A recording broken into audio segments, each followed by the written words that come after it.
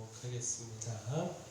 내 아들아, 내가 만일 나의 말을 받으며 나의 계명을 내게 간직하며 내 길을 지혜에 기울이며 내 마음을 명철에 두며 지식을 불러 구하며 명철을 얻으려고 소리를 높이며 은을 구하는 것 같이 그것을 구하며 감추어진 보배를 찾는 것 같이 그것을 찾으면 여호와 경외하기를 깨달으며 하나님을 알게 되리니 대저 여호와는 지혜를 주시며 지식과 명철을 그 입에서 내심이며 그는 정직한 자를 위하여 완전한 지혜를 예비하시며 행실이 온전한 자에게 방패가 되시나니 대저 그는 정의의 길을 보호하시며 그의 성도들의 길을 보존하려 하심이니라. 그런즉 내가 공의와 정의와 정직 곧 모든 선한 길을 깨달을 것이라. 곧 지혜가 내 마음에 들어가며 지식이 내 영혼을 즐겁게 할 것이요 근신이 너를 지키며 명철이 너를 보호하여 악한 자의 길과 폐역을 말하는 자에게서 건져내리라. 아멘. 오늘 우리가 함께 읽을 말씀 출애굽기 26장, 요한복음 5장, 잠언 2장, 갈라디아서 1장 말씀입니다. 함께 나눌 주제는 구해야 할 것입니다. 진정 우리가 구해야 할 것이 무엇인가? 이걸 바로 깨닫고 바로 구해야 한다라는 겁니다. 자, 먼저 외모가 아닌 내면을 구해야 합니다. 사람은 눈에 보이는 외모에 마음이 끌리고 이를 따라가게 되는데, 그러나 더 중요한 가치는 항상 많은 경우 내면에 있다라는 겁니다. 출애굽기 26장을 보면 성막 제작을 위한 구체적 지침들을 주고 있는데, 특별히 성막을 덮을 휘장에 대한 말씀을 주목해 보면 중요한 교훈을 얻을 수가 있습니다. 외적 아름다움보다는 내면의 아름다움을 추구해야 한다라는 교훈을 받을 수 있는데, 출애굽기 26장 14절 말씀 보면 붉은 물들인 순양의 가죽으로 막의 덮개를 만들고 해달의 가죽으로 그 윗덮개를 만들지니라. 자, 하나님은 세 겹의 휘장을 만들어 성막을 덮도록 하셨습니다. 가장 바깥에 덮는 휘장은 해달의 가죽으로 만들게 하셨습니다. 여기서 해달은 돌고래를 가리키는 것으로 보이는데, 어둡고 검푸른 해달의 가죽으로 성막의 가장 바깥쪽을 덮게 하셨습니다.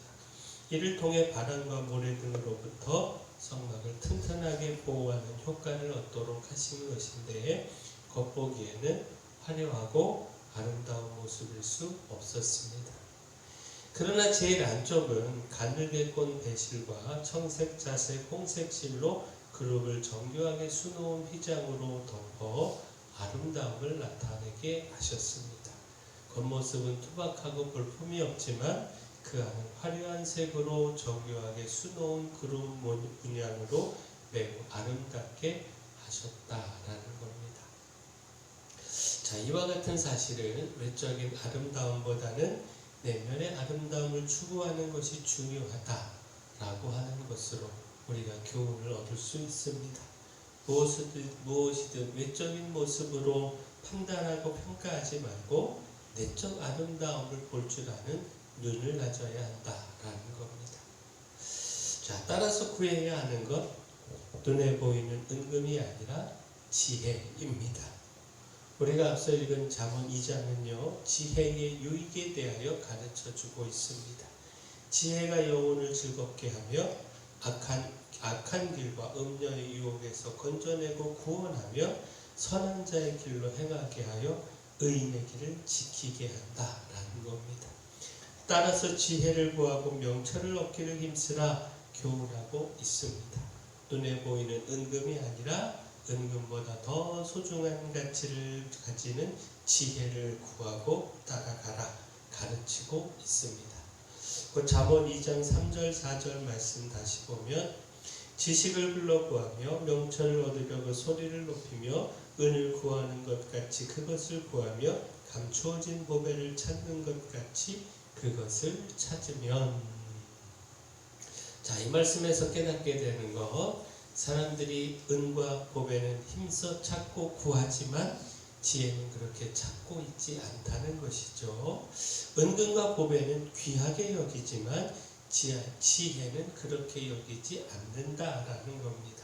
그러나 오직 하나님을 경외하는 지혜가 악의 길과 패망의 길에서 우리를 지키고 선한 길과 의의 길로 인도하여 생명과 구원에 이르게 합니다.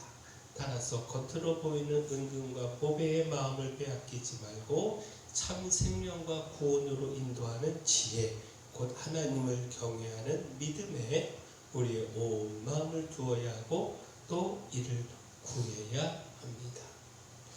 자, 또한 구해야 하는 것, 율법이 아닌 예수님입니다. 율법을 구하고 따라가봐야 거기서 결코 생명을 얻을 수 없습니다. 생명은 예수님 안에 있습니다. 따라서 율법이 아닌 예수님을 구해야 한다라는 겁니다. 요한복음 5장을 보면 예수님께서 안식일에 베데스다 못에 있는 38년 된 병자를 치료하신 말씀과 이를 통해 일어난 논쟁, 그리고 예수님의 가르침을 전하고 있습니다.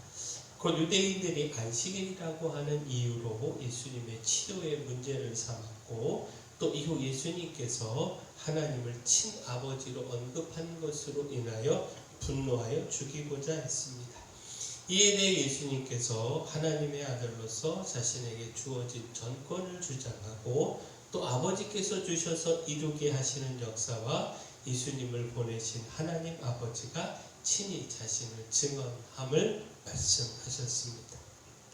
자, 여기서 유대인들에게 문제는 눈에 보이는 율법과 조문이라고 하는 틀에 갇혀버리고 말았다라는 겁니다.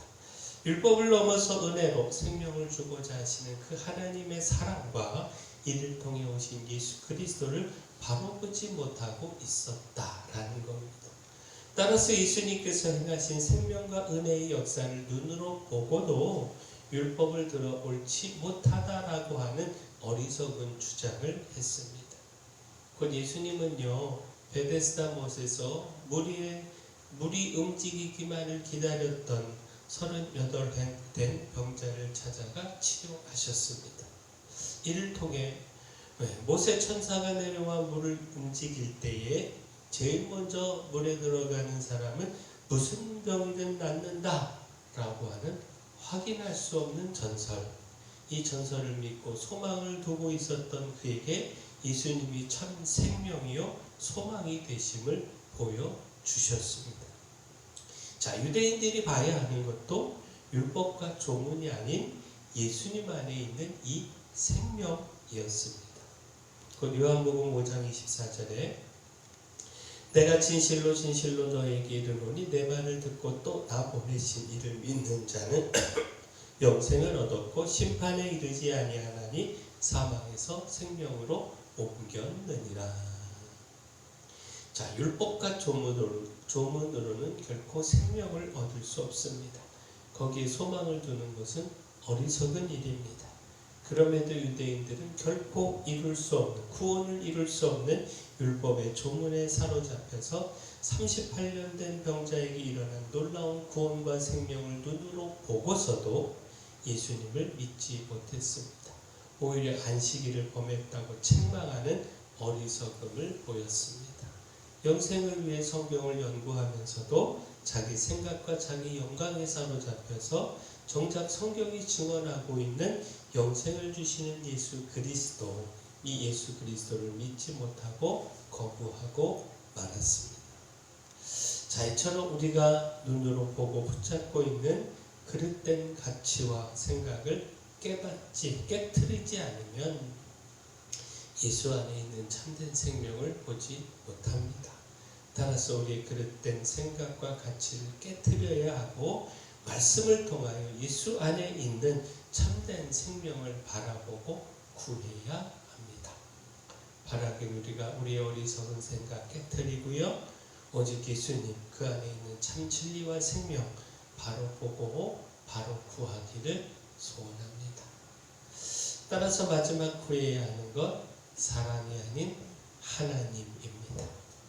다시 말해 사람이 아닌 하나님을 의식하며 하나님의 기쁨을 구하며 살아야 한다라는 겁니다. 자, 갈라디아서 1장은요, 다른 복음은 없음을 전하는 바울의 가르침입니다. 예수 그리스도를 믿는 믿음으로 구원을 얻는다라고 하는 복음 외에 다른 복음이 있을 수 없다라는 겁니다. 곧 갈라디아 교회가 그렇게도 빨리 다른 복음에 빠져드는 것을 이상하게 여긴 바울은요, 강력하게 그 그릇됨을 주장했습니다. 더불어 바울의 사도권을 부장하는 대촉대자들의 공격에 복음을 전하는 사도로 자신을 세우신 분은 오직 예수 그리스도이심을 주장했습니다. 여기서 바울이요, 사람이 아닌 하나님께 집중하고 있다라고 하는 사실, 이 사실을 볼 수가 있는데, 사람의 뜻이 아닌 예수 그리스도의 계시에 의하여 자신이 사도가 됐다라고 하는 사실을 주장하면서 이 진보를 강당하고 있는 것도 다른 복음을 부정하며 오직 예수 그리스도를 믿는 믿음으로 구원에 이른다, 이 복음만을 타협하지 않고 전함도 그가 사람을 의식하지 않고 하나님만을 바라보고 있다라고 하는 사실을 가르쳐주고 있습니다. 따라서 바울은 다음과 같이 고백을 했는데, 갈라디아서 1장 10절에 이제 내가 사람들에게 좋게 하랴 하나님께 좋게 하랴 사람들에게 기쁨을 구하랴 내가 지금까지 사람들의 기쁨을 구하였다면 그리스도의 종이 아니니라. 사람들의 기쁨을 위해 복음에 타협하지 않겠다라는 것이죠. 오직 그의 기쁨은 하나님께 있고, 따라서 고난과 핍박과 손해가 있다 할지라도 다른 복음을 거절하며 오직 예수 그리스도를 믿음으로 구원을 얻는다라고 하는 복음, 이 참 복음만 전하겠다라는 겁니다. 자, 우리가 바라보고 의식할 분도 오직 하나님 아니겠습니까? 당장의 이득을 얻겠다고 사람 바라보고 사람의 기쁨을 구하는 것은 어리석은 일입니다. 오직 우리도 하나님만 바라보며 하나님의 기쁨을 구하며 살아가기를 소원합니다. 자, 사람의 눈에 보이는 외모에 마음이 끌리고 이를 따라가게 되는 경우 너무도 많은데, 그러나 더 중요한 가치는 항상 내면에 있습니다. 눈에 보이는 은금이 아닌 지혜에 있고 예수 안에 있는 생명에 있습니다. 따라서 이를 구해야 하고 사람이 아닌 하나님을 의식하며 하나님의 기쁨을 구하며 살아가야 합니다. 바라긴 우리가 이렇게 살아가기를 소원합니다. 사랑의 주 하나님, 외적인 아름다움보다 내면의 아름다움을 구하기를 소망합니다. 외모가 아닌 내면의 아름다움을 볼 줄 아는 눈을 갖기를 소망합니다. 은근과 보화가 아닌 하나님을 경외하는 지혜를 구하고 찾게 하시며, 당장의 손해를 보고 불이익을 당한다 할지라도 사람들이 아닌 오직 하나님의 기쁨을 구하며 살게 하여 주시옵소서. 교회 내 연약한 분들, 주님의 기적과 권능이 필요한 분들 위하여 기도합니다. 주님의 권능의 손을 얹으시고 치료하시고 죄의 역사, 주님의 살아계심을 나타내 주시옵소서. 소망성전으로 이전에도 함께해 주시기를 소망합니다. 이제 저희가 소망성전으로 이전해야 하는데 여기에 하나님 힘을 더하여 주시옵소서. 많은 분들이 수고하고 또 헌신하게 될 텐데 주님께서 함께 하시고 기쁨 중에 헌신하며 기쁨 중에 우리가 이사할 수 있도록 아무 사고 아무 문제 없도록 주님이 지켜 주시옵소서. 모든 것 주님께 맡겼고 예수님 이름으로 기도합니다.